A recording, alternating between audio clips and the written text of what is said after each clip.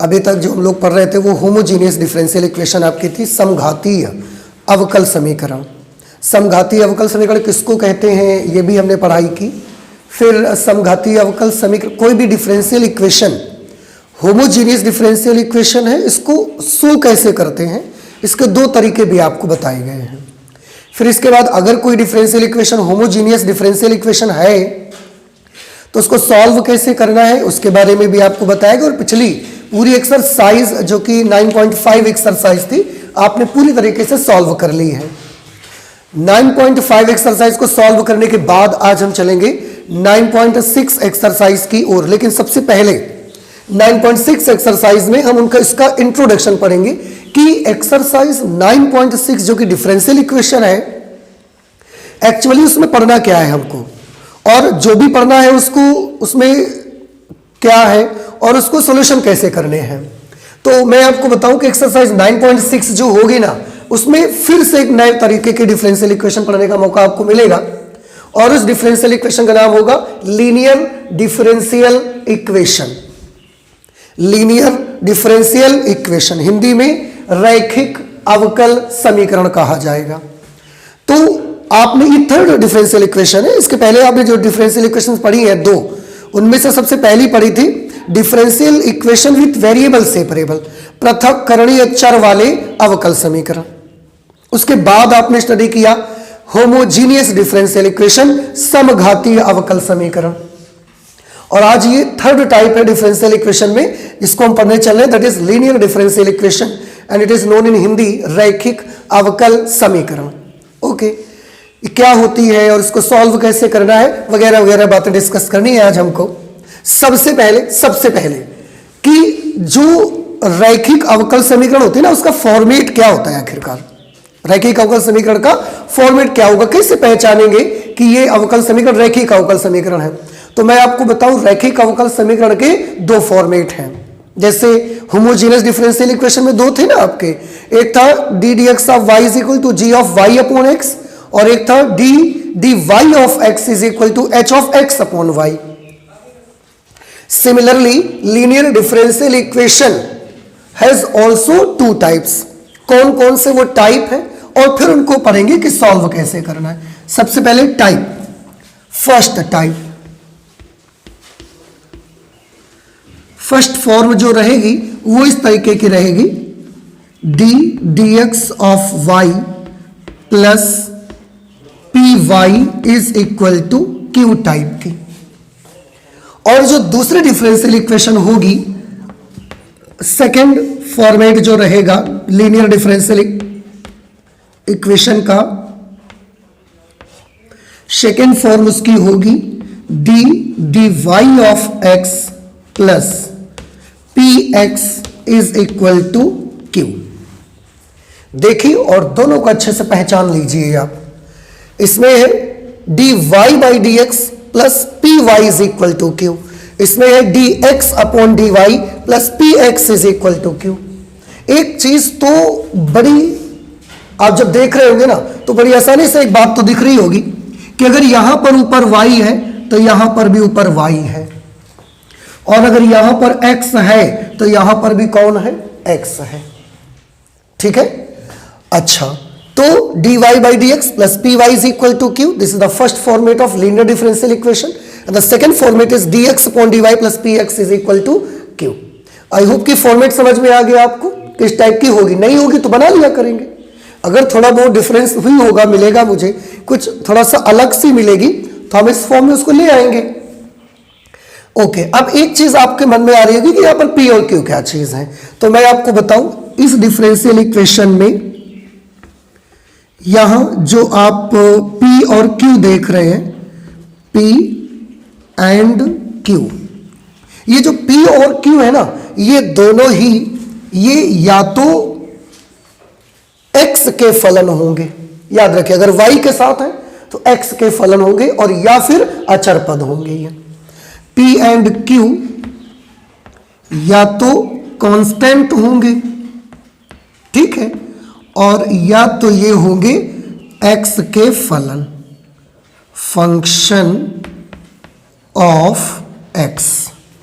ऐसे ही इसमें जो P और Q आप देख रहे हैं, यहां पर जो P और Q आप देख रहे हैं, ये P और Q, अब आप समझ गए, या तो ये कांस्टेंट होंगे, दोनों कांस्टेंट हो ऐसा नहीं है, हो सकता है एक कांस्टेंट हो और एक x का फंक्शन हो, ऐसा भी हो सकता है। वो P और Q के बारे में आपको बताया जा रहा है कि या तो ये कांस्टेंट होंगे और या तो ये x के फलन होंगे in this format of linear differential equation. But in this format of linear differential equation P and Q either they are constant or they will be the function of y, function of y, function of y। ये आपको थोड़ा सा ध्यान रखना है। बस ये दो फॉर्मेट है। अब चाहे तो आप इनके एग्जांपल्स में कुछ भी लिख सकते हैं। आप जैसे इनके एग्जांपल देख सकते हैं अगर लीनियर डिफरेंशियल इक्वेशन के, तो इसका example d D x of Y plus कुछ भी लिख सकते हैं e to the power x y is equal to sine x, ऐसे डिफरेंशियल इक्वेशन आ सकती है। अब आप देखिए d D x of Y plus e to the power x y is equal to sine x। अब देखिए यहाँ y है तो यहाँ भी y है, और ये क्या चीज है P और ये क्या चीज है Q, तो ये यहाँ पर P का काम कर रहा है और ये यहाँ पर Q का काम कर रहा है। इस तरीके की लीनियर डिफरेंशियल इक्वेशन आ सकती है। इस फॉर्मेट का एग्जाम्पल अगर आप देखना चाहें तो ये हो सकता है D x upon D Y plus P X, यहाँ P को y का फलन होना चाहिए, तो 1 upon Y into X is equal to कुछ भी कर लीजिए आप 7 लिख सकते हैं। तो ये कांस्टेंट भी हो सकता है, y का फलन भी हो सकता है, कुछ भी आप लिख सकते हैं, a लिख सकते हैं, b लिख सकते हैं उस जगह पर। तो p और q इसमें या तो कांस्टेंट होंगे और या फिर y के फंक्शन होंगे। ऐसे यहां पर जो p और q है या तो वो कांस्टेंट होंगे और या फिर x के फंक्शन होंगे। तो ये अभी मैंने केवल आपको इंट्रोडक्शन दिया कि लीनियर डिफरेंशियल इक्वेशन जो होगी वो दो टाइप की हो सकती है। उसमें से first type linear differential equation ये रहेगा और सेकंड टाइप की लीनियर डिफरेंशियल इक्वेशन ये रहेगी आपकी। समझ में आ गया सभी को? ठीक है। अब बात ये आती है कि अगर इस टाइप की लीनियर डिफरेंशियल इक्वेशन है या इस टाइप की लीनियर डिफरेंशियल इक्वेशन है, तो उस लीनियर डिफरेंशियल इक्वेशन को सॉल्व कैसे करेंगे आप। जैसे हमने differential equation with variable separable को सॉल्व करना सीखा, डिफरेंशियल होमोजीनियस डिफरेंशियल इक्वेशन को सॉल्व करना सीखा। Similarly we would like to learn the solve linear differential equation. अब हम लीनियर डिफरेंशियल इक्वेशन को सॉल्व करना सीखना चाहेंगे, तो सॉल्व कैसे करना है उसका तरीका आप इसको नोट कर लीजिए, फिर हम उसका तरीका आपको बताते हैं कि हल कैसे करना है। आपको सॉल्यूशन करके, जब भी आप कभी डिफरेंशियल इक्वेशन का सॉल्यूशन करते हैं तो उससे y की वैल्यू निकालते हैं ना, तो अगर इस टाइप की डिफरेंशियल इक्वेशन है, कोई लीनियर डिफरेंशियल इक्वेशन है, तो आप उसका सॉल्यूशन कैसे करेंगे और सॉल्व करके y का मान कैसे निकालेंगे ये हमको चेक करना है। तो प्लीज आप जल्दी से इससे नोट कर लें, फिर हम बताते हैं आपको। लीनियर डिफरेंशियल इक्वेशन को सॉल्व करना, इसको हम लोग सीखेंगे, सॉल्विंग लीनियर डिफरेंशियल इक्वेशन। तो जैसे कि आप जानते हैं दो तरह की लीनियर डिफरेंशियल इक्वेशन आपने देखी, उनमें से इकट्ठे तो हम दोनों को सॉल्व करना नहीं बता सकते ना, एक एक को हम सॉल्व करना आपको बताएंगे। सबसे पहले हम जो लीनियर डिफरेंशियल इक्वेशन ले रहे हैं ना, वो ये वाली ले रहे हैं D D x of Y plus P Y is equal to Q. इसको बताएंगे कि कैसे आपको सॉल्व करना है, ठीक है। और फिर अगर इसको आप सीख जाएंगे तो वो जो दूसरा फॉर्मेट है उसका उसी तरह से हम आपको दिखा देंगे कि अगर इसका सोल्यूशन ये आता है तो उस प्रकार की डिफरेंशियल इक्वेशन का सोल्यूशन क्या आएगा, आप भी समझ जाओगे और आप निकाल सकते हो। इसको सॉल्व करने के लिए, ये आसानी से सॉल्व हो जाए, इसके लिए मुझे एक ऐसा फंक्शन चाहिए, मुझे x का एक ऐसा फंक्शन चाहिए। आपको याद है ना, y के साथ p और q, या तो ये x के फलन होंगे और या तो ये कांस्टेंट है। मुझे एक ऐसा फंक्शन चाहिए x का जिसको अगर मैं पूरी इक्वेशन में गुणा करा दूं तो ये हमारी लीनियर डिफरेंशियल इक्वेशन सॉल्वेबल हो जाए, मतलब हल करने के योग्य बन जाए। इसमें मुझे ये करना पड़ता है। तो कोई भी फंक्शन ले लेते हैं एक हम अपने आप से। मान लिया कि अगर एक फलन है x का g ऑफ x, अगर उस फलन का हम पूरी इक्वेशन में मल्टीप्लाई करवा देंगे फिर ये अवकल समीकरण हल करने के योग्य बन जाएगी। तो हम gx से पूरी इक्वेशन को मल्टीप्लाई करवा देते हैं। ये gx का यहां मल्टीप्लाई करवाएंगे, d dx of y plus यहां पर g ऑफ x, या तो चाहे से लिख लो, यहीं लिख लो, कोई प्रॉब्लम नहीं है। हम ऐसा लिखना चाहते हैं कि हम p को पहले लिख देंगे और अब लिख देंगे g of x into Y, और यहां पर भी g of x into g of x into Q, g of x into Q, समझ रहे हैं ना। तो अब जब ये हम करा चुके हैं, जैसे ही उस फलन को मल्टीप्लाई करेंगे फिर इसके बाद आपका जो अगला काम होगा वो ये होगा कि कुछ भी इसमें परिवर्तन करिए, पर कुछ ऐसा आपको चेंज करना है कि ये जो राइट हैंड साइड पे लिखा हुआ है ना gx इंटू क्यू, ये जो लिखा हुआ है इससे ये gx इंटू वाई जो लिखा हुआ है इसका डिफरेंशियल कोएफिशिएंट बन जाना चाहिए।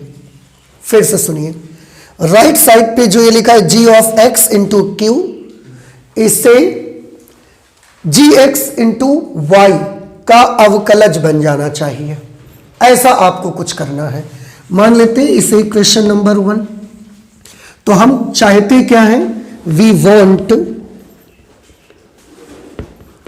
दैट इसका अवकल गुणांक ये बन जाए, ठीक है ना। इसका मतलब हम ये चाहते हैं कि आप चाहे इसे लिख लो gx into Q is equal to dx of gx into Y, हम ये चाहते हैं। फिर से सुन लीजिए, सबसे पहले क्या करना है, एक ऐसे फंक्शन को ढूंढना है, एक ऐसा फंक्शन पता लगाना है जिसका मल्टीप्लाई कर दें। मल्टीप्लाई करने के बाद यहां वो फलन और वाई का जो गुणनफल आएगा उसका अवकलज ये बन जाए। ऐसा फलन आपको ढूंढना है, उस फलन से पूरी इक्वेशन को मल्टीप्लाई करना है और उसके बाद इसका अवकल गुणांक ये बन जाए, ऐसा करना है आपको, ठीक। अगर ये होगा तो आप देखिए कि हम क्या लिख सकते हैं इसकी जगह पर। इसकी जगह पर ये नोट कर सकते हैं, फिर तो हम या तो इसको पहले सॉल्व कर लो। अच्छा, आप gx into Q is equal to, थोड़ा ध्यान से देखिएगा, इसका अवकल गुणांक करेंगे तो दो फंक्शन यहां पर हैं और दोनों फलन आपस में गुणनफल में हैं। तो दो फलनों के गुणनफल का अवकलन कैसे करेंगे आप, पहला फलन दूसरे का अवकल गुणांक, तो g of x into D D x of Y plus दूसरा फलन पहले का अवकल गुणांक, तो D D x of G of X. यहां तक सबको समझ में आया। ये वैल्यू किसकी आ गई, ये वैल्यू आ गई जी ऑफ एक्स इंटू क्यू की। ये वैल्यू हम इक्वेशन नंबर 1 पर पुट कर सकते हैं। तो समीकरण 1 से यहां पर लिख देंगे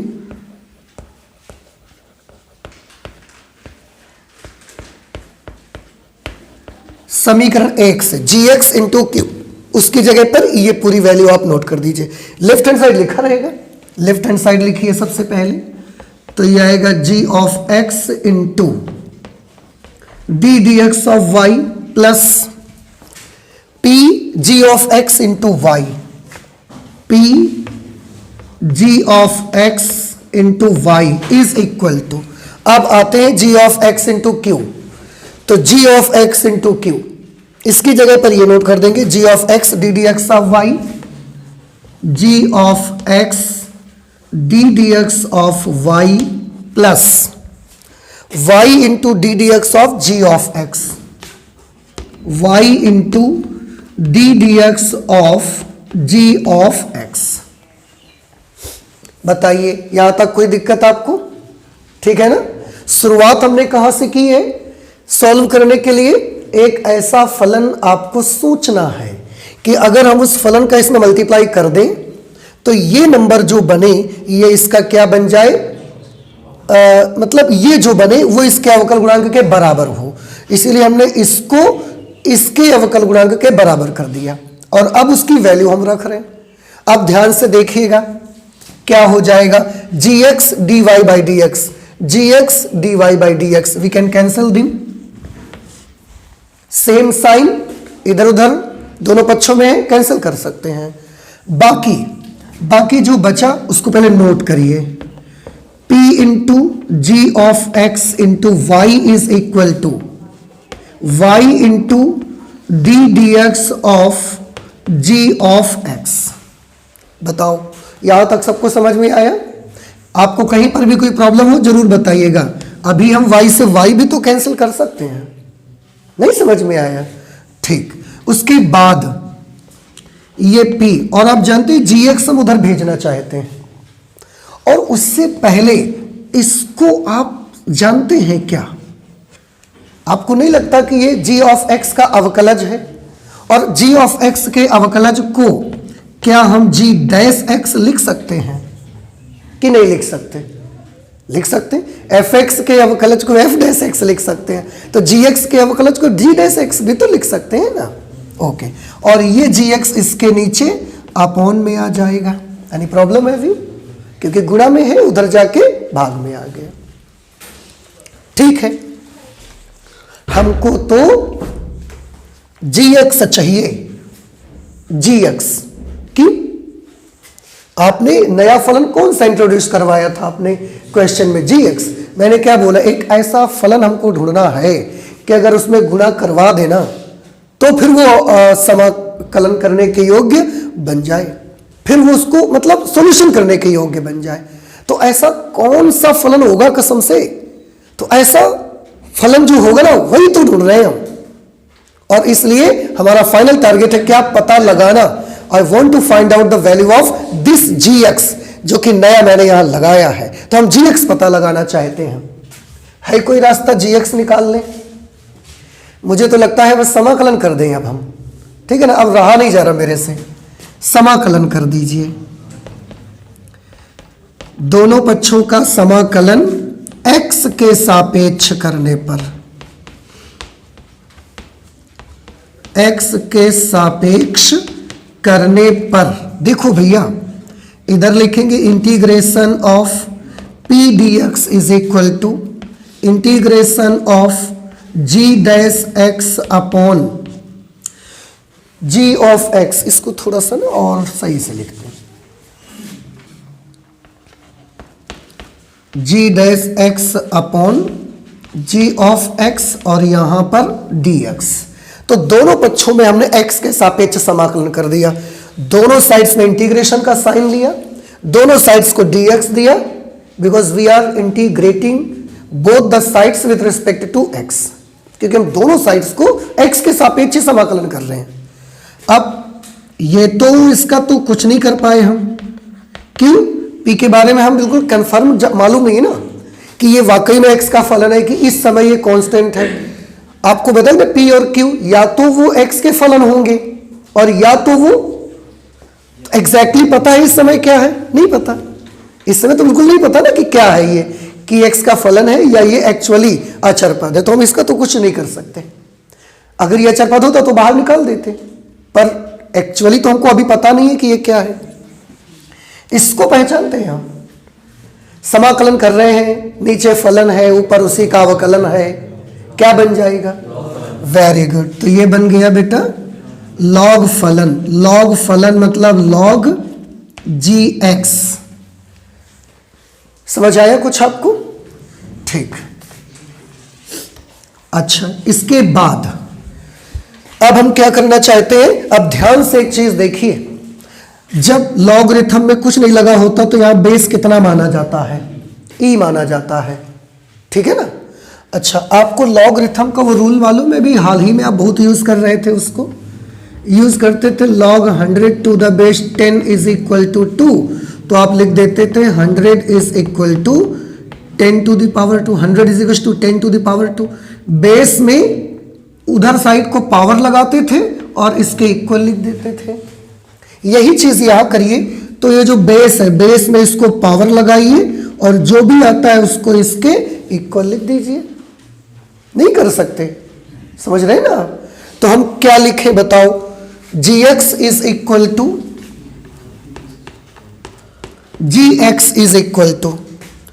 e to the power integration of p into dx। ये आ गया, देखो ये वो gx की वैल्यू है जिसके बारे में सबसे शुरुआत में मैंने आपको बोला था कि आप अगर एक ऐसा फलन ढूंढिए कि उसका अगर हम इसमें मल्टीप्लाई करवा देना फिर हमें इसको सॉल्व करना इजी हो जाए। ये वो नंबर है, ये वो फैक्टर है कि जिसको अगर हम इसमें गुणा करवा देंगे ना तो ये फिर हमारा डिफरेंशियल इक्वेशन सॉल्वेबल हो जाएगा। समझ आया?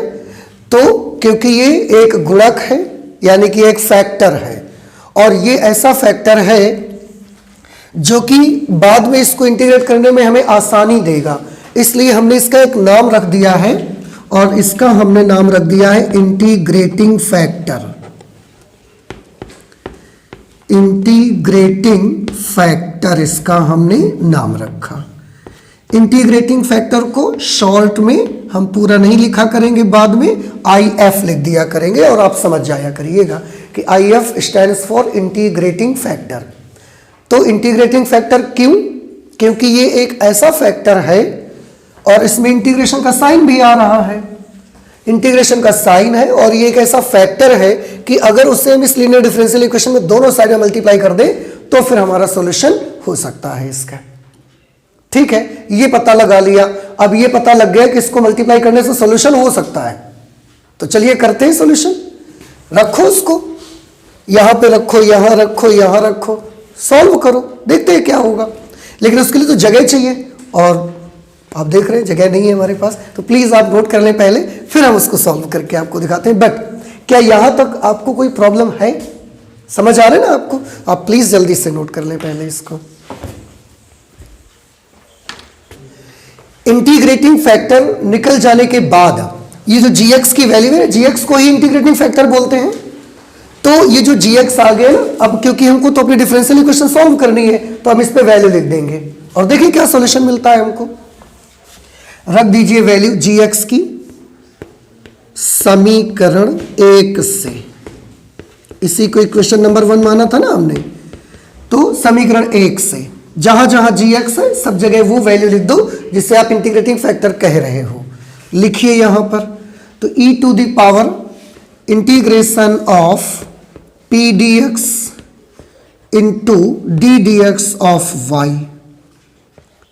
प्लस p लिखा हमने यहां पर और gx की जगह पर e to the power integration of p dx into y is equal to e to the power integration of p dx into q। ठीक है, अब बहुत ज्यादा ध्यान से देखने की चीज है। क्या? ये देखिए, इसको देखिए और क्या आपको लगता है कि ये d dx of e to the power integration of p dx into y की वैल्यू है? इसको इंटीग्रेट करके हम आपको दिखाते हैं, खुद ही सब कुछ साफ हो जाएगा। देखिए, आप भूल जाइए 2 मिनट के लिए, इसको आप भूल जाइए कि यहां कुछ है, आप इसको देखिए। अगर हम इसको आपसे कहें कि अवकलन करके दिखाओ तो क्या करेंगे आप बताइए? 2 फलन है, पहला फलन दूसरा फलन, and both the functions are in multiplication, so we have one formula that first function into differential coefficient of second function plus second function into differential coefficient of first function. Please apply the formula. First function differential coefficient of second function, differential coefficient of second function, second function differential coefficient of first function means d dx of e to the power integration of p dx। अभी हुआ नहीं, उसका करना है। चलिए, e to the power integration of p dx into D D x of Y plus Y. अब करिए इसको डिफरेंशिएट। चैन रूल याद है आपको? ठीक है, तो थोड़ी देर के लिए इसको x मान लो। तो e to the power x का डिफरेंशियल कोएफिशिएंट क्या आता है? e to the power x। तो e टू द पावर और x किसको माना है? Integration of p dx। अब फिर जिसको हमने x माना है, क्या एक्चुअली में वो x है? केवल x तो नहीं है, तो फिर उसका क्या करना पड़ेगा आपको? इंटीग्रेशन ऑफ p dx, ये आपको करना पड़ेगा। ठीक है, और अब देखिए e to the power integration of p dx plus y e to the power integration of p dx, इसका अवकलन क्या होगा? सबसे शुरू में जब इंटीग्रेशन आपने पढ़ा था तो आपने सीखा था integration is the reverse process of differentiation.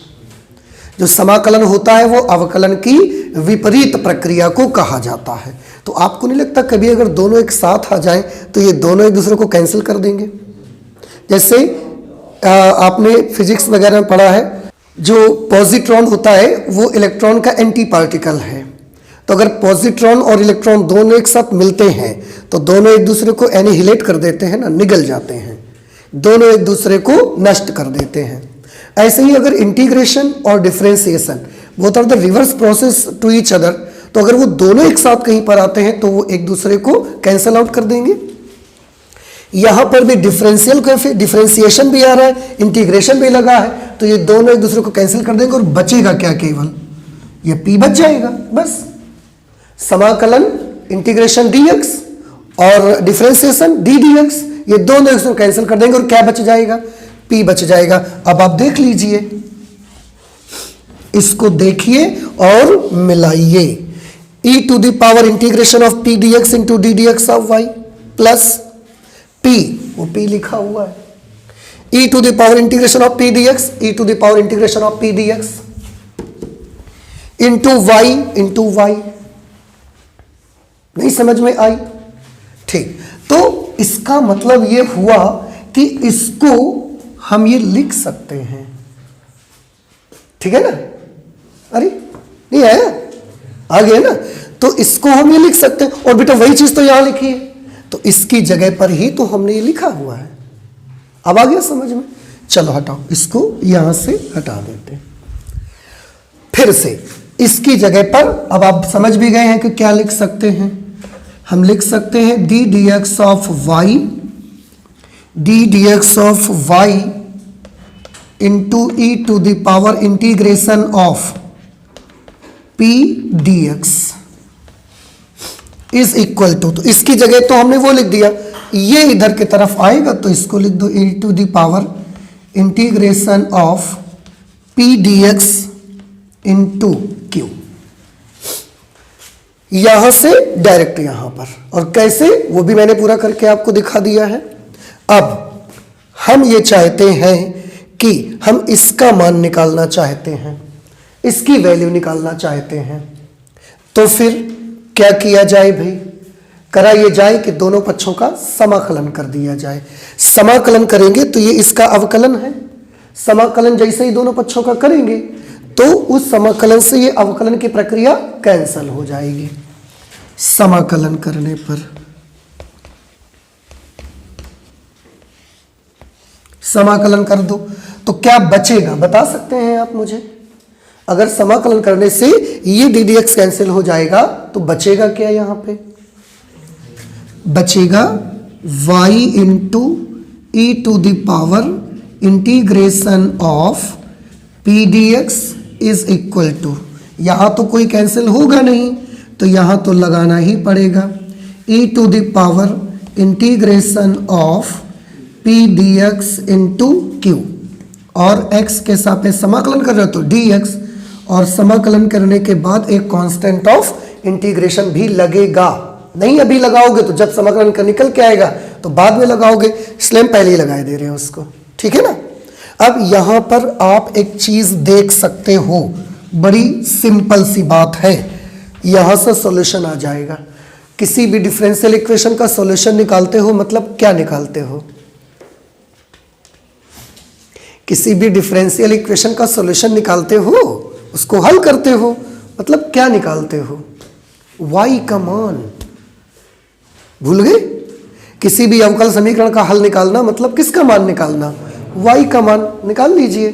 देखो ना, y के साथ ये गुणा में है कि नहीं है, ये उधर जाएगा, आपको y का मान मिलेगा। ठीक है, तो हम चाहे तो उधर उधर लिख दें या बना रहने दो। अब हमारा दिल तो मजबूत है ना कि हम जिस क्षण चाहेंगे उस पल इसको उधर भेजेंगे और कसम से y का मान हमारे सामने होगा। अगर आपको अभी भी लगता है कि नहीं नहीं हम तो भेजेंगे ही, तो भेज दो, कोई प्रॉब्लम नहीं। लेकिन अगर आपको लगता नहीं ठीक है y का मान हम जब चाहेंगे निकाल लेंगे, तो ठीक है, इसको बना रखे रहने दो। यही है हमारा सॉल्यूशन लीनियर डिफरेंशियल इक्वेशन का। और हम चाहें तो इसे कैसे लिख सकते हैं और इजी लैंग्वेज में, थोड़ा ध्यान से देखिएगा। y into, do you know what is this? e to the power integration of p dx, this is integrating factor. Please याद करिए, अभी यहां पर gx का मान आया था, हमने बोला था कि इसको हम बोला करेंगे integrating factor. So we can write in place of e to the power integration of p dx, integrating factor is equal to sine of integration, it is again integrating factor into q dx plus c. Now this is the solution, this is the solution of the given linear differential equation. ये इस दी गई linear differential equation का solution है। और आप जब चाहिएगा ना, जब चाहिएगा IF केवल उधर भेजने की आवश्यकता है, y का मान आपके सामने होगा। और आप चाहें तो अभी भेज लें, और अगर आपको लगता है नहीं है चाहे जब हम कर सकते हैं ये काम, तो बेशक आप यही सॉल्यूशन लिख लीजिए। अब आप हमें बताएं कि ये जो मैंने अभी तक इतना करके दिखाया समझ आ गया आपको? अब आप सब बच्चों के मन में क्वेश्चन उभर रहा होगा कि क्या जितनी लीनियर डिफरेंशियल इक्वेशंस मिलेंगी सब में हमें इतना लंबा कैलकुलेशन करना पड़ेगा? Answer is no. ये तो मैंने आपको अंदर की चीज बताई है कि एक्चुअली ये होता है, पर हर क्वेश्चन में ये करना नहीं है आपको। अब फिर से बात वही आ गई ना, अब तो फिर से वही की वही है। एक तो करके भी दिखा दिया, इतना लंबा, ऊपर से बोल रहे हैं कि अभी करना नहीं है, तो फिर करना क्या है एक्चुअली? अब इतना क्योंकि आप समझ गए हो, अब मैं वो मेथड आपको बता सकता हूं।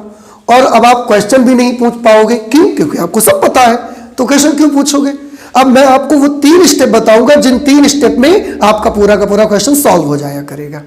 ठीक है, तो आप इसे नोट कर लीजिए, फिर हम वो 3 स्टेप्स आपको बता देते हैं। आपको वही 3 स्टेप्स हर क्वेश्चन में करते रहना है बस। ठीक है ना, नोट करिए जल्दी से।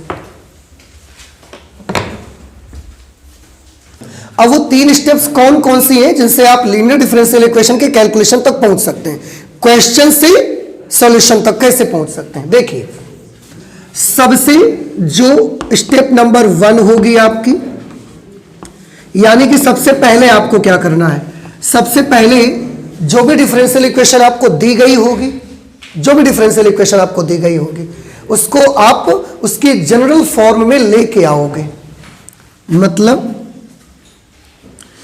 आप जो डिफरेंशियल इक्वेशन दी होगी, D D x of Y plus P Y is equal to Q form में लेके आओगे सबसे पहले। ठीक,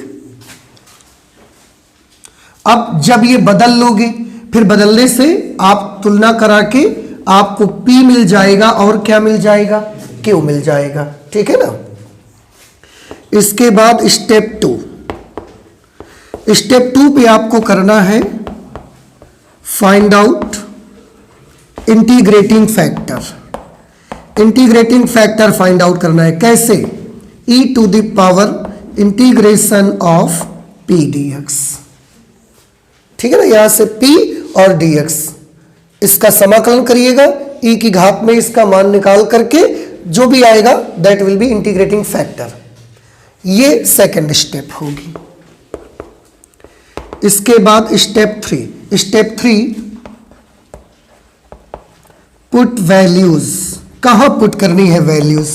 वैल्यूज पुट करनी, अभी सॉल्यूशन बताया हमने आपको, y into integrating factor is equal to integration of integrating factor into q into D x plus c. बस जैसे ही वैल्यू अप्लाई करेंगे उसके बाद सॉल्व करेंगे। आप सोचोगे अभी भी सॉल्व करना पड़ेगा, बेटा समाकलन का निशान लगाए ना तो करना पड़ेगा आपको। इसके बाद आपको क्या करना है, सॉल्व। बस जैसे ही आप सॉल्व करोगे आप देखोगे आपका आंसर मिल जाएगा आपको। अब ये बताएं, ये समझ आया कि नहीं आया? सबसे पहले क्या करिएगा बताइए।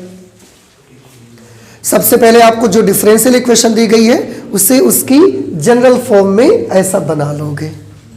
फिर क्या करोगे, इंटीग्रेटिंग फैक्टर ज्ञात करोगे, इसकी वैल्यू निकाल लोगे। फिर इसके बाद ये जो फॉर्मूला दिया जा रहा है इस पे सारे मान लिख दोगे, Q की वैल्यू, IF की वैल्यू, IF की वैल्यू, और इसके बाद इसको समाकलन कर देना है। बस जो भी आएगा उसके मुताबिक समाकलन का हमारा जो रूल लग रहा होगा वो लगा के इसको इंटीग्रेट कर देंगे, और जैसे ही हल करके देखोगे आपका आंसर मिल जाएगा आपको।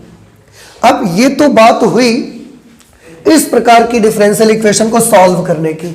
अभी वो दूसरी वाली बाकी है, उसका नहीं सीखा हमने, तो अब हम उसका पूरा डिटेल नहीं करेंगे, इसी के अनुसार उसको बता देंगे। कैसे, वो वाली डिफरेंशियल इक्वेशन कौन सी है, उसके लिए जो स्टेप आप लिखोगे, सबसे पहले अगर वो इस फॉर्मेट में बनना चाहती होगी dx upon dy plus px is equal to q, तो हम इस फॉर्मेट में उसको बना लेंगे। सबसे पहले इस फॉर्मेट में बनाने के बाद फिर से यहां पर हम फाइंड आउट इंटीग्रेटिंग फैक्टर। बताइए इंटीग्रेटिंग फैक्टर में क्या लिखे हैं हम इसके, इसका इंटीग्रेटिंग फैक्टर है इंटीग्रेशन ऑफ p dx। उसका इंटीग्रेटिंग फैक्टर जब आप निकालोगे तो आएगा इंटीग्रेशन p dy। नहीं समझ में आया? ठीक, इंटीग्रेटिंग फैक्टर आ जाने के बाद फिर स्टेप 3 में वैल्यूज पुट करेंगे हम। कहां पर, तो जैसे इस पे ये बताया गया है ऐसे इसके लिए भी है। इसमें y इंटू आई एफ है, उसमें क्या आना चाहिए, x इंटू आई एफ, तो यह आ जाएगा x into I F is equal to integration of I F into Q into D Y. देखो इसमें dx आ रहा है, उसमें dy plus C, constant of integration. और उसके बाद इससे भी आपको सॉल्व कर लेना है, और जैसे ही आप सॉल्व करेंगे you will get your answer. बस आपको केवल ये 3 काम करने हैं। पर अब देखिए, अगर मैं डायरेक्टली आपको यही बता देता कि स्टेप 1 ऐसा बनाओ, स्टेप 2 ये पता लगाओ, स्टेप 3 मान लिख दो, तो आप नोट कर लेते। हो सकता है आप पूरी एक्सरसाइज भी लगा डालते एग्जाम्पल सहित, लेकिन मन में कहीं ना कहीं एक कचोटता रहता आपको कि यार ये सब आ कहां से गया, अचानक से ये तो बता दिया। क्या ऐसा कोई रात में सपना आया कि बस उठे सुबह और बस ये चालू हो गया? ऐसा नहीं होता है। There is always a reason behind each and everything in the world. संसार में हर चीज के पीछे कहीं ना कहीं कोई ना कोई रीजन होता है। और अब क्योंकि आपको समझ में आया है ना, आपने पूरा वो देखा है, इसलिए आपके मन में कोई क्वेश्चन नहीं उड़ रहा होगा कि ये कहां से आया, कि ये कहां से आया। अब कोई क्वेश्चन नहीं आ रहा आपको, और नहीं तो भले आप हो सकता है हमसे ना पूछते, लेकिन मन में ये क्वेश्चन रहते आपके हमेशा। तो हमारे बच्चों के मन में क्वेश्चन बने रहें, फिर तो पढ़ाने का फायदा क्या होगा, है ना। तो आप प्लीज नोट कर लीजिए, एक क्वेश्चन लगाते हैं इस पर बेस्ड, ठीक है ना। अभी क्वेश्चन लगाने के लिए तैयार हैं हम लोग, जल्दी से नोट कर लीजिए। एग्जाम्पल नंबर 19 हम आपको सॉल्व करके दिखाते हैं, आप ध्यान से देखिएगा, और इसी तरह से आगे के भी सारे क्वेश्चंस होंगे।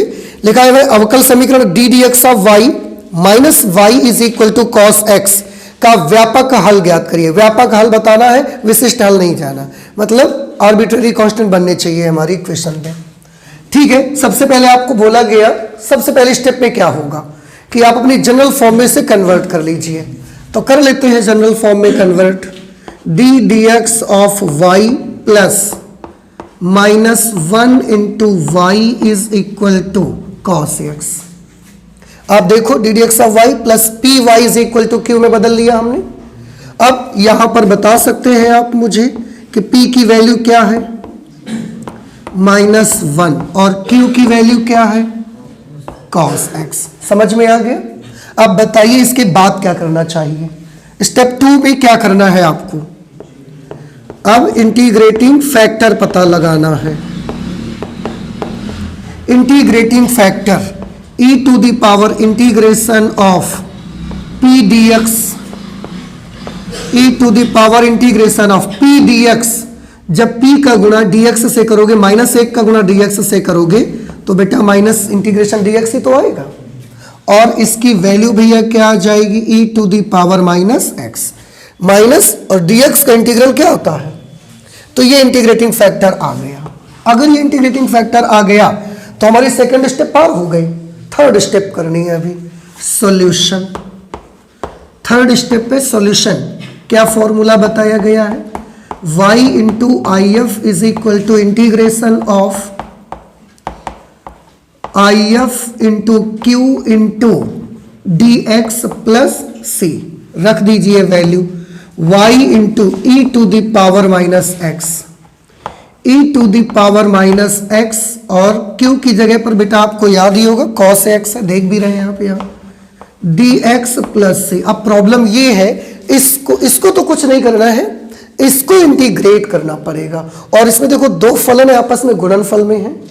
दूसरी चीज, एक एक्सपोनेंशियल और एक ट्रिग्नोमेट्रिकल फंक्शन है, तो इसमें आई मानकर आपको सॉल्व करना पड़ेगा, ऐसे नहीं होगा। तो हम एक काम करेंगे, इसको हम आई मान लेते हैं, y e to the power -x is equal to I plus c. ये ले लिया हमने इक्वेशन नंबर 1। अब यहां i is equal to integration of e to the power -x into cos x into D X. इसको solve कर लेंगे, फिर ये वैल्यू यहां पर अप्लाई कर देंगे आकर के। तो सॉल्व करिए, पहला फलन दूसरा फलन, दोनों के मुताबिक आईलेट के मुताबिक पहला किसको मानना चाहिए आपको, ट्रिग्नोमेट्रिकल फंक्शन cos x को। चलिए पहला फलन cos x, दूसरे का समाकल e to the power -x का समाकल -e to the power -x minus पहले का अवकल गुणांक cos x का अवकल गुणांक माइनस sin x, दूसरे का समाकल -e to the power -x into D X. I is equal to -e to the power -x into cos x। ये 1 2 3 माइनस मिला के माइनस आ जाएगा, और ये हो जाएगा integration of sine x into E to the power -x dx। बउआ हो, देखो बेटा यहाँ तक कोई प्रॉब्लम आपको। उसके बाद इसमें भी इंटीग्रेशन करना है, और इसमें भी प्रथम और द्वितीय दो फलन बन गए हैं, तो इसको भी सॉल्व करिए। I is equal to -e to the power -x into cos x minus. अब इसमें भी हमको इंटीग्रेशन बाय पार्ट्स का फॉर्मूला लगाना पड़ेगा, दो फलनों के गुणनफल का समाकलन। पहला फलन sin x, दूसरे का समाकल -e to the power -x minus sine of integration, पहले का अवकल गुणांक sin x का अवकल गुणांक cos x, दूसरे का समाकल -e to the power -x into dx into dx। ये ऐसा हो जाएगा, ठीक है। और सॉल्व करिए इसको। I is equal to -e to the power -x into cos x, -e to the power -x into cos x। ये माइनस अंदर जाएगा तो इस टर्म को प्लस कर देगा ये, तो प्लस e की घात -x sine x e to the power -x into sine x। ये माइनस और अंदर जाएगा तो ये वाला माइनस और ये वाला माइनस मिलकर प्लस हुआ, पर उधर से जब ये माइनस आ जाएगा तो फिर ये माइनस हो जाएगा। Minus integration of e to the power -x, e to the power -x देखो e to the power minus X into cos X into D X. और अब आप पहचान गए होंगे ये इसी को तो i माना गया था, देखो ध्यान से, यही तो यहां पर i माना गया था, तो हम उसकी जगह पर क्या लिख देंगे i। अब गौर से देखिएगा माइनस आई, वो माइनस आई जब इधर आएगा तो इसके साथ मिलकर हो जाएगा 2i। तब तक यहां पर आप चाहें तो e की घात माइनस एक्स कॉमन कर सकते हैं। e की घात माइनस एक्स कॉमन करेंगे तो यहां आ जाएगा साइन एक्स और यहां पर आ जाएगा माइनस कॉस एक्स। तो i की वैल्यू बेटा कितनी आ जाएगी, e to the power minus x sine x minus cos x upon 2। ये बेटा किसकी वैल्यू आ गई भैया, i की, और i का ही तो इंतजार था हमको, अब उसको यहां लिख देंगे।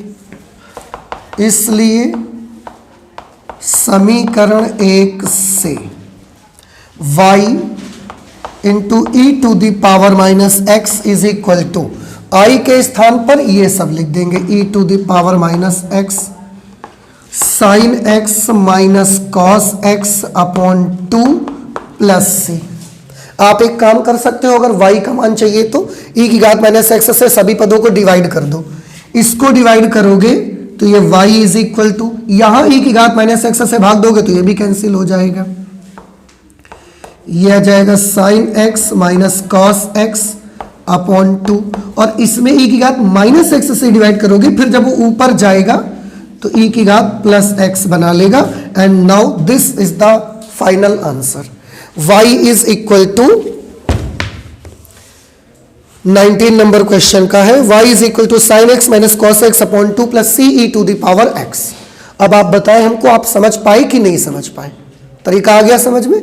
तो आप सभी लोग अब ट्राई करेंगे, कोशिश करिएगा सारे सवाल ऐसे ही लगाने हैं आपको, ठीक है? तो आज मैथमेटिक्स में हम इतना ही रखते हैं, आगे की और भी बहुत सारी पढ़ाई करेंगे लेकिन अगली क्लास में करेंगे, ठीक है? तो चलते हैं, मिलते हैं अगली क्लास में। Thank you.